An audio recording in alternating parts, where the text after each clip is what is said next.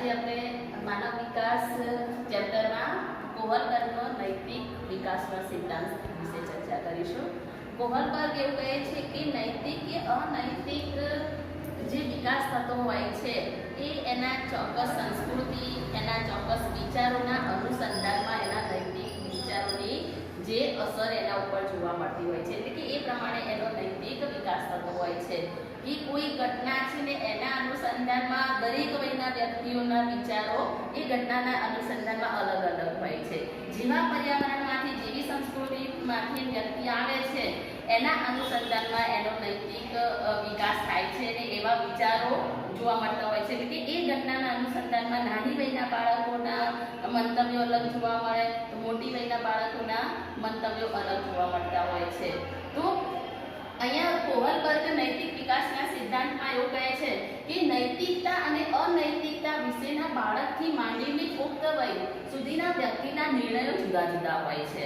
કે એ બધા જ કહે છે કે નાની વયના અને મોટી વયના વ્યક્તિઓના જે નૈતિક વિકાસના અનુસંધાનમાં પોતાના જે વિચારો હોય કે પોતાના કોઈ બાબતના અનુસંધાનમાં નિર્ણય લેવાની જે શક્તિ જે છે એ કક્ષા અલગ અલગ હોય છે, એટલે કે ભિન્નતા જોવા મળે છે. એ વસ્તુ કહીએ છે અને એ જે વિચારો જે છે, નિર્ણય લેવાની જે ક્ષમતા જે છે એની અસર નૈતિક વિકાસમાંથી કહે છે, નૈતિક વિકાસ બતાવે છે. એટલે કે અલગ અલગ તબક્કાઓમાંથી પસાર થાય છે. તો અહીંયા કહે છે કે કોહલબર્ગ જણાવે છે નૈતિક વિકાસનો સિદ્ધાંત દ્વારા પોતે સંશોધનમાં એવું કહ્યું છે કે એને એ રીતે સંશોધન કર્યું છે કે એક વાર્તા રજૂ કરવામાં આવે પ્રયોગપાત્રની સામે અને એ પ્રયોગપાત્ર નાની વયથી લઈને મોટી વયના વ્યક્તિઓ હોય અને એ વાર્તા સાંભળ્યા પછી પ્રયોગપાત્ર પોતાના વિચારો શું રજૂ કરે છે એના અનુસંધાનમાં એના દ્વારા એની નૈતિક વિકાસની કક્ષા આપણે જાણી શકે છે. એટલે એ રીતે અહીંયા સિદ્ધાંત આપવાનો પ્રયત્ન કર્યો છે અને એની નૈતિક વિકાસને સમજવાની કોશિશ કરી છે. તો અહીંયા એક વાર્તા આપેલી છે કે એક સ્ત્રી પોતે બહુ બીમાર છે, મૃત્યુના આરે છે, એટલે કે મૃત્યુ પામવાની સ્થિતિ છે. તો એનો પતિ ની પાસે પૈસા નથી અને ડોક્ટર કહે છે, તબીબનું કહેવું એવું છે કે આની પાસે એક દવા, આની ઉપાય માટે એક દવા છે જે દવા માટે $2000 ખર્ચ થયેલો છે. પણ જે દવા જે લેવા બનાવનાર અને વેચનાર જે છે એ પોતે પૈસા કમાવા માટે એ દવા બનાવવા પાછળ જે ખર્ચો જે થયો છે એ ખર્ચો એને કહે છે કે રૂપિયા મેળવવા માટે એ દવાની કિંમત વધારે રાખી લે છે. તો એ જે સ્ત્રીનો પતિ વેચનાર જે છે, દવા વેચનાર એની પાસે જાય છે અને એ પોતે રિક્વેસ્ટ કરે છે કે મને કે દવા આપો, હું જે થોડા પૈસા આપું છું અને થોડા પૈસા હું મારી અનુકૂળતાએ પૂરા કરીશ. અને છતાં પણ એ દવા આપવાની ના પાડે છે કે પૂરી કિંમત જો આપવામાં આવે, કારણ કે હું જે દવા બનાવી છે તો હું એમાં કમાવા માંગુ છું, એવું વેચનાર કહે છે. તો અહીંયા એ વસ્તુ કહે કે એ આસપાસના પોતાના પરિવારના સભ્યો છે, સંબંધીઓ છે, એની પાસેથી એ સ્ત્રીનો પતિ પૈસા લઈને આવે છે, છતાં પણ પોતાની રકમ પૂરી થતી નથી. છતાં એ પોતે રિક્વેસ્ટ કરે છે ફરીથી થોડા પૈસા જમા કરાવીને દુકાનદારને કહે છે કે મને દવા આપો, હું પછી પૈસા તમને થોડા થોડા કરીને પૂરા કરીશ. છતાં પણ એ એકલો બે થતા નથી. હવે જેને એ પોતે કોઈ સ્કોપ રહેતો નથી કે દવા એને મળે તેમ નથી. તો એ જે સ્ત્રીનો પતિ પોતે રાત્રે દુકાન તોડીને દવા મેળવી લે છે. હવે આ પ્રસંગ આખો પ્રયોગપાત્રની સામે રજૂ કરવામાં આવે છે કે એમને એવું કાર્ય કર્યું કે દુકાન તોડી લીધી દવાની અને એમાંથી દવા લઈ લીધી અને એ સ્ત્રીના મૃત્યુમાંથી બચાવવા માટે એ દવાનો ઉપયોગ કર્યો. હવે કોહલબર્ગ કહે છે કે આ પ્રયોગપાત્રની સામે આ વાર્તા રજૂ કરી અને હવે દરેક વયના અલગ અલગ વ્યક્તિઓ છે એને પૂછવામાં આવે કે આ જે કાર્ય કર્યું સ્ત્રીના પતિએ એ યોગ્ય હતું કે અયોગ્ય, એટલે કે નૈતિક હતું કે અનૈતિક. હવે એ જે બાળકોના જે મંતવ્યો, એ ઘટનાના અનુસંધાનમાં એના વિચારો શું છે, દરેક અલગ અલગ અવસ્થાના દરેક વ્યક્તિઓના નિર્ણયો, પોતાના વિચારો શું છે, એની ઉપરથી નૈતિક વિકાસ એનો કેવો છે એ એ જાણી શકાય છે. એટલે કે અલગ અલગ વયના વ્યક્તિઓની ઉંમરના આધારે એના નૈતિક વિકાસમાં ભિન્નતા હોય છે, જેના લીધે એ જે વાર્તા રજૂ કરી પ્રયોગપાત્રની સામે તો દરેકના વિચારો, દરેકના મંતવ્યો ભિન્ન ભિન્ન જોવા મળે.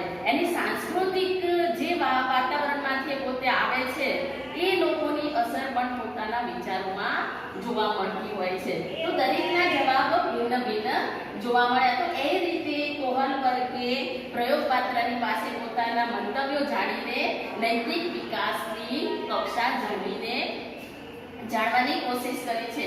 એ રીતે કહે છે નૈતિક વિકાસની કક્ષા નો સિદ્ધાંત આપ્યો છે અને કહે છે કે નૈતિક સિદ્ધાંતમાં 3 કક્ષાઓ છે. ત્રિસ્તરીવાદ તરીકે ઓળખાવે છે. એ જે 3 સ્તર જે છે નૈતિક વિકાસમાં અસર કરતા હોય છે.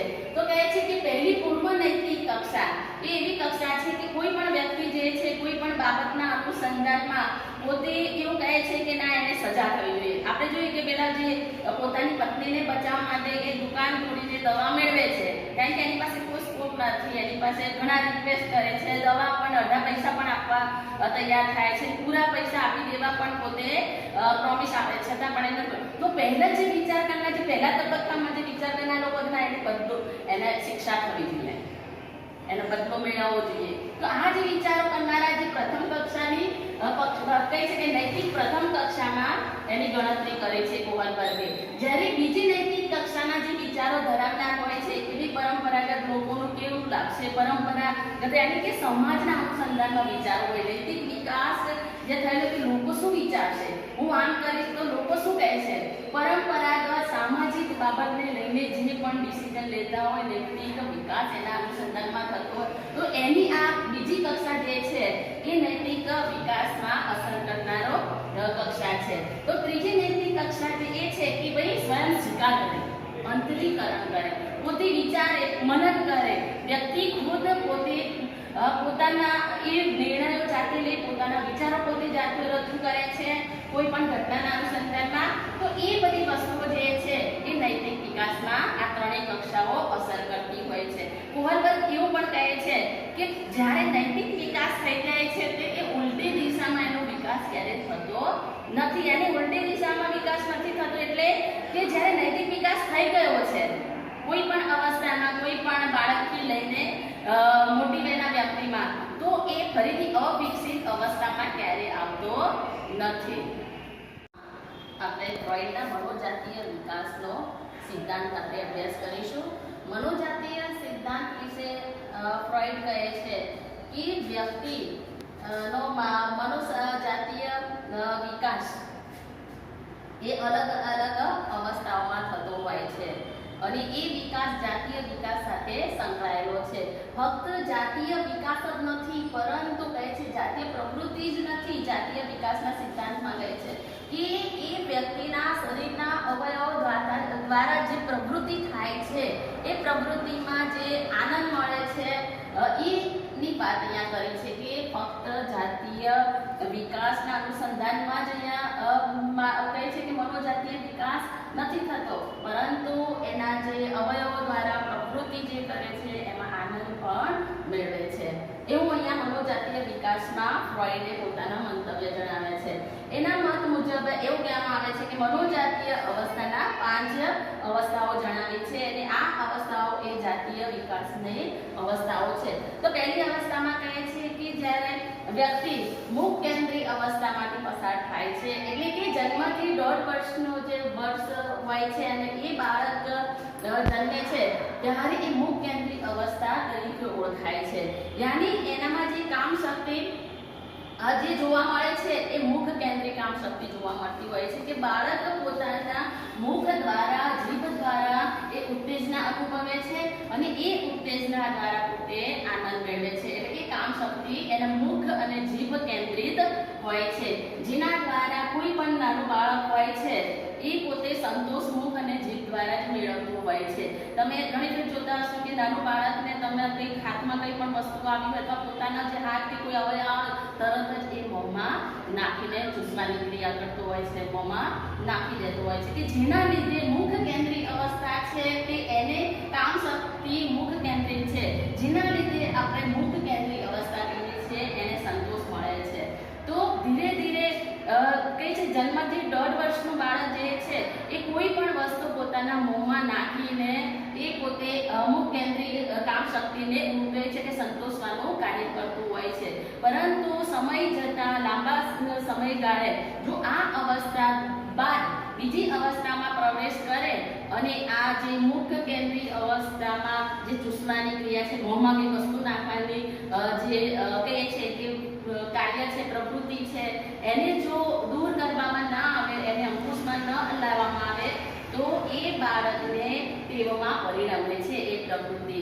એટલે એ બાળકને કોઈ તમે જોતા હશો કે મુખમાં પેન્સિલ કે પેન નાખતા હોય છે, ચિંગમ ચાવવાની આદત હોય, તો આ જે બધી છે એ ટેવ પરિણમતી હોય છે કે એને સમય જતાં એની બીજી અવસ્થામાં બાળક પ્રવેશ કરે અને મુખમાં નાખવાને જે ટેવ જે હોય છે એની ઉપર માતા પિતાએ અંકુશ લાવવો જરૂરી છે.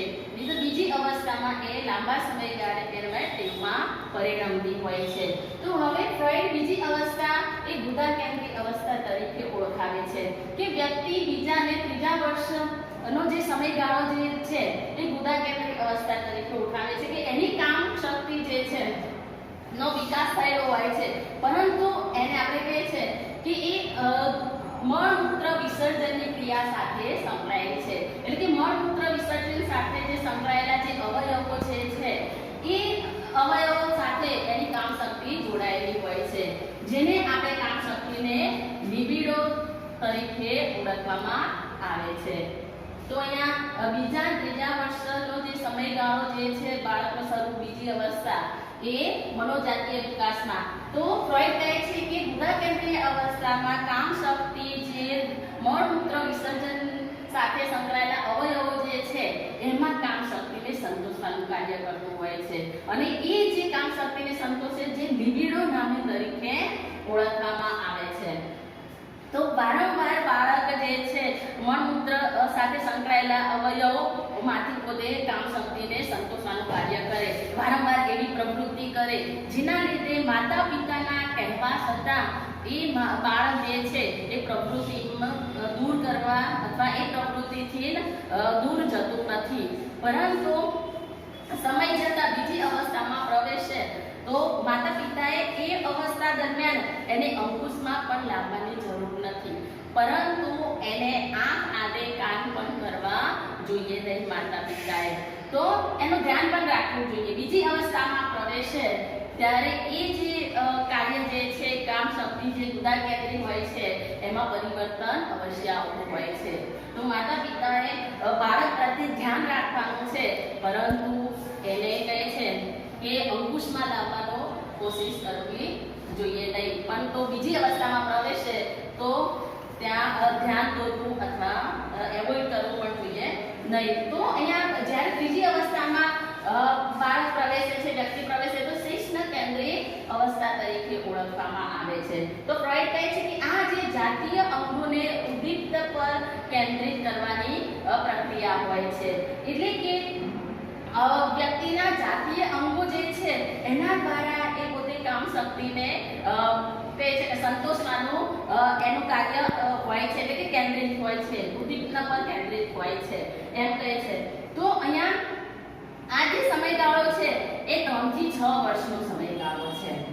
એ 3 થી 6 વર્ષનો જે બાળક જે છે એ પોતાના જાતીય અંગો દ્વારા કામ શક્તિને સંતોષવામાં એને આનંદ પ્રાપ્ત થતો હોય છે, અને એ આપણે કહી શકીએ કે આ એવી અવસ્થા છે કે જે જાતીય અંગોના વિકાસનો પ્રારંભનો તબક્કો છે, પ્રારંભની અવસ્થા છે, જે જાતીય અંગોના વિકાસનો પ્રારંભનો તબક્કો કહેવામાં આવતો હોય છે, અને એને ધ્યાનમાં રાખીને એ કહે છે કે એમાં કામ શક્તિને પોતાના અંગો દ્વારા સંતોષવાને કોશિશ કરતા હોય છે. તો આપણે અસુપ્ત અવસ્થા એના પછીની જોઈશું કે સુપ્ત અવસ્થા એ 6 થી 12 વર્ષનો સમયગાળો છે. 6 થી 12 વર્ષનો જે સમયગાળો છે તો ત્યાં જાતીય જે વિકાસનો જે આ તબક્કો જે છે એમાં કામ શક્તિને વિરામ આવે છે. જે બાળક જે છે, જે વ્યક્તિ જે છે એની કામ શક્તિનો વિરામ આવે એટલે કે 6 થી 12 વર્ષનો બાળક જે છે એ એના બૌદ્ધિક વિકાસ તરફ પ્રેરાય, શારીરિક પ્રવૃત્તિ દ્વારા જે આનંદ જે મળતો હોય છે એમાંથી એ પ્રવૃત્તિમાંથી બહાર આવીને એ બૌદ્ધાત્મક કાર્ય કરવા પ્રેરાય છે. એટલે કે એના મિત્ર વર્તુળ સાથે રહેવું ગમે છે, પોતાના હક પોતાના ફરજો સમજે છે, પોતાના મિત્રોની સાથે એ દરેક પ્રવૃત્તિ કરશે. અને એ કહે છે ફ્રોઈડ એમાં કહે છે કે જે સુપ્ત અવસ્થા એ એવી અવસ્થા છે અને એવું અગત્યનું એક લક્ષણ જે છે કે એ જાતીય આકર્ષણ જોવા મળે છે. એના જાતીય આકર્ષણ જોવા મળે એટલે કે 6 થી 12 વર્ષની ઉંમરનો વ્યક્તિ છે, બાળક છે, તો એ વ્યક્તિને છોકરો હોય તો એને છોકરાઓની જ દોસ્તી ગમશે. એ મિત્રતા છોકરાઓ સાથે જ કરશે, છોકરીઓ સાથે મિત્રતા કરતો નથી. અને છોકરીઓ છે તો છોકરીઓના જ સમૂહમાં પોતે કાર્ય કરે છે, હરવું ફરવું ગમતું હોય છે. તો આ જાતીય આકર્ષણ કહેવામાં આવે છે. કોઈક વાર એવું પણ બને કે સમય જતા આ અવસ્થા દરમિયાન જો બાળક વિજાતીય વ્યક્તિ સાથે એ પોતે કહે છે કે આકર્ષણ જોવા મળતું હોય અને સમય એ અવસ્થા એ સમય પસાર થઈ ગયો છતાં પણ એ જો કહે છે કે લક્ષણ લાંબા સમય સુધી જોવા મળે તો એ વિકૃતિમાં પરિણમતું હોય છે, જેના લીધે સામાજિક વિકાસમાં અવરોધ ઉત્પન્ન થતો હોય છે. તો આપણે બીજી અવસ્થા એના પછીની છેલ્લી અવસ્થા જોઈશું કે ફ્રોઈડની મનોજાતીય વિકાસની અવસ્થામાં છેલ્લી કહે છે કે પુખ્ત શિક્ષણ કેન્દ્રિત અવસ્થા, જેમાં કહે છે કે કામ શક્તિના વિકાસની અંતિમ અવસ્થા છે. કે કામ શક્તિને સંતોષવાની છેલ્લી જે અવસ્થા જે છે એ કહેવામાં આવે છે પુખ્ત કેન્દ્રિત અવસ્થા, જેમાં તરુણ અવસ્થાનો પ્રારંભ થાય છે. એટલે કે મનુષ્ય બાળક જે છે તરુણ અવસ્થામાં પ્રવેશ કરે છે ત્યારે એને જાતીય જે સંતોષની અંતિમ અવસ્થા તરીકે ઓળખવામાં આવે છે. કે આ અવસ્થા તરુણ અવસ્થાનો પ્રારંભ જોઈએ કે છોકરાઓમાં 13 થી 14 વર્ષનો સમયગાળા દરમિયાન પ્રવેશ થતો હોય છે, તરુણ અવસ્થામાં પ્રવેશ કરતા હોય છે. જ્યારે છોકરીઓ 12 થી 13 વર્ષનો જે સમયગાળો છે એ દરમિયાન તરુણ અવસ્થામાં પ્રવેશ કરે છે. તો આ સમયગાળા દરમિયાન આ અવસ્થામાં એ કામ શક્તિના વિકાસનો અંતિમ ચરણ, અંતિમ તબક્કાની અથવા અંતિમ અવસ્થા તરીકે આપણે ઓળખીએ છીએ. એમાં તરુણ અવસ્થામાં અથવા પુખ્ત શિક્ષણ કેન્દ્રિત અવસ્થામાં જે વ્યક્તિઓ જે છે એમાં વિજાતીય આકર્ષણ જોવા મળે. વિજાતીય આકર્ષણમાં કહે છે કે છોકરો છે તો છોકરી તરફ આકર્ષણ હોય, અપોઝિટ વિજાતીય આકર્ષણના કારણે એને વિજાતીય વ્યક્તિઓ સાથે મિત્રતા કરવી ગમે, હરવું ફરવું ગમે, એ વ્યક્તિઓ સાથે સમય પસાર કરવો ગમે.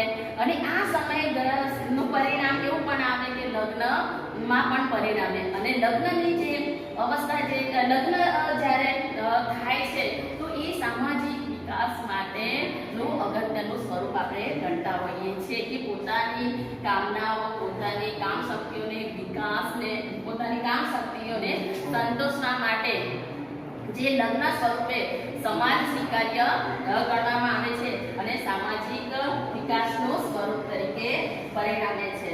તો અહીંયા આપણે જોયું કે પુખ્ત કેન્દ્રીય અવસ્થા, ગુદા કેન્દ્રીય અવસ્થા, શિષ્ણ કેન્દ્રીય અવસ્થા, સુપ્ત અવસ્થા, પુખ્ત શિષ્ણ કેન્દ્રીય અવસ્થા. આમાં ઘણી ફેર એવું પણ જોવા મળે કે પુખ્ત શિષ્ણ કેન્દ્રીય અવસ્થામાં કે વિજાતીય આકર્ષણ જોવા મળતું હોય, પરંતુ ઘણી ફેર એવું પણ બને કે સજાતીય આકર્ષણ હોય, જેના લીધે સામાજિક વિકાસમાં, સમાજમાં અનુકૂલન સાધવામાં અવરોધ ઉત્પન્ન થતો હોય છે. તો અહીંયા વિદ્યાર્થી મિત્રો આપણે ફ્રોઈડના મનોજાતીય વિકાસ સિદ્ધાંતને અભ્યાસ કર્યોની વાત કરીએ.